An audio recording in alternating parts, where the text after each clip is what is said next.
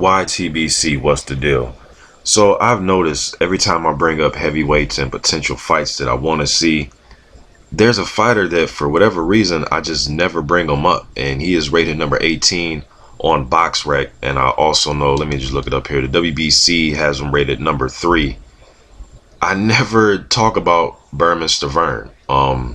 IBF has a number 10. You know, and it's not by design. It's not like I'm not trying to. Just that sometimes it's kind of out of sight, out of mind.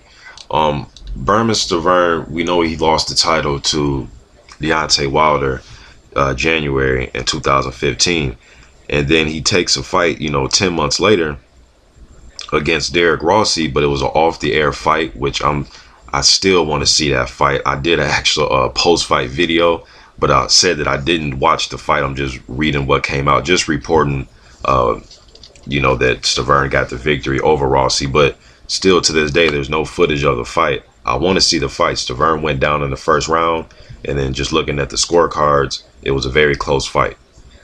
So I just want to see how that fight went, and I also noticed that Stiverne came in at 254 and a half. His Wilder fight, he was 239. The second Areola fight, he was 239 and a half. The first Areola fight, he was 248. But to his, Chris Areola came in at 247, so they both were in their high 240s, and then the next fight they both came in at 239. You know what I mean? But Stiverne has showed that he can be very determined. He has heart. He'll get hit with a big shot and keep fighting back. He has fast hands. He's a very strong fighter in close quarters. Kind of reminds me of Carlos Takam. They have some of the same traits and characteristics as far as their fighting style. So I want to see more of them. I want to see this Derek Rossi fight, but it's like I want to see more of Bermane Stiverne, and I get less as a fan. 2015, he fought 2 fights. The fight with Wilder, which we all watched, and then his next fight, nobody got to see, unless you were in attendance, okay? 2014, the one fight with Chris Areola, the rematch. It was a very good, entertaining fight. And he stopped Areola. It was a very good fight, and he was getting hit with bombs. Areola fought a pretty decent fight up until the fight got stopped. Some people thought Areola was actually winning. He was busting Stiverne up, but Stiverne showed that chin, man, and he came back with his own shots. The first fight was a very impressive fight against Areola. 2013, just one fight. 2014, one fight. 2012 against Willie Herring, one fight. 2011, he had 2 fights. 2010, one fight. 2009, he had let me see here, 3 fights. It's just, we have to go back to 2009 when this guy was fighting 3 times a year. 2011, he fought twice. Just not enough for Bermane Stiverne. It's just not enough for me. I at least want to see him fight on TV at least 2-3 times if he can do it, barring a major injury. But I know that's kind of a lot to ask for some of these guys to fight that often at the age of 37 years old. I have to be realistic, but I want to see more of them. And Derek Rossi is not a tough out. Let's not get it confused, like him being knocked down by Derek Rossi or having to, really back down on his mouthpiece and really, fight a focused and measured fight to really get, to get the decision over Rossi.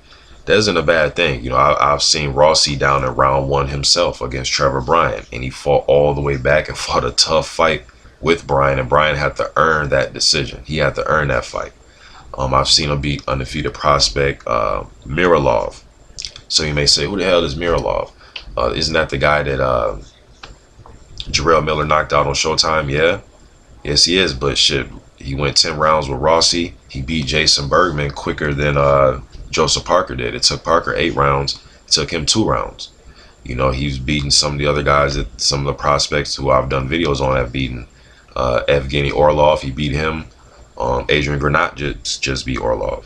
Although Granat did beat him in a more impressive manner. But still, though, what I'm trying to say is Derek Rossi has a lot of experience. Tons of experience. So it doesn't surprise me that Rossi gave him a tough fight. You know, Ross, he's just been in there with a lot of guys, man, and I thought he beat Glaskov, if you ask me. That was a pretty close competitive fight. I thought he beat Glaskov. Been there with Dwecko and Fred Zakindo, Travis Walker. I mean, some of the same guys that all these other prospects have been in there with. Kirbet Pulov, Eddie Chambers. He's been in there with a lot of dudes, man. Win or lose, and he gives guys tough fights. I'm probably forgetting some more guys that he's been in there with. But Derek Ross, he's a tough out. But I want to see that fight, man. And hopefully we see more of Bermane Stiverne, because as fans, the last time we seen him fight was against Deontay Wilder. Pretty decent, entertaining fight. I thought Wilder won it pretty decisively. Stiverne took heavy shots in that fight. I know he had to go to the hospital, dehydration after the fight, so on and so forth. But the last that we seen of him was the Deontay Wilder fight. I want to see that Haitian dude fight, man. A chin, explosive type fighter when he's fighting for mid-range. He's a damn good heavyweight right now, man. He's a solid heavyweight. I want to see him in there with anybody. Give me Bermane Stiverne versus anybody. But this video is just to circulate his name and get it out to the YTBC. Just make a video about him, because nobody really talks about him. But like I said, out of sight, out of mind, though, man. We don't see you. There's nothing to really go on. So hopefully he's back in the ring. I know he gets good sparring in at the TMT gym out there in Vegas, at Mayweather's gym. I believe Joey Dwecko said he got some work in with him. I believe it was Dwecko. I could be mistaken, but just want to see more of this dude, man. Bermane Stiverne, man. Get a televised fight, man. I want to see more of you. I'm a fan of Bermane Stiverne. YTBC. I'm out.